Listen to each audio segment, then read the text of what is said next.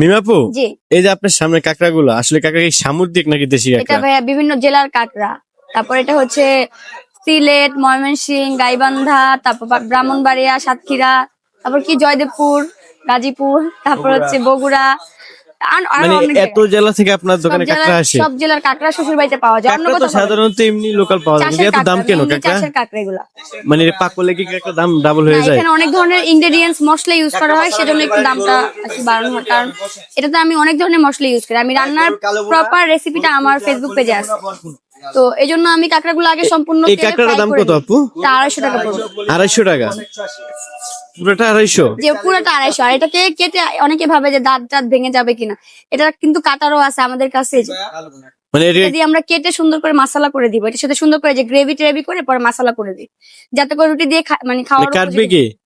আমার এখানে আমি কেটে দিই, আমার স্টাফরা আছে ওরা কেটে মানে দেয়। আপনি কাটতে পারেন? জি অবশ্যই একা কাটে দেখেন তো। না, আমার কাটবো না।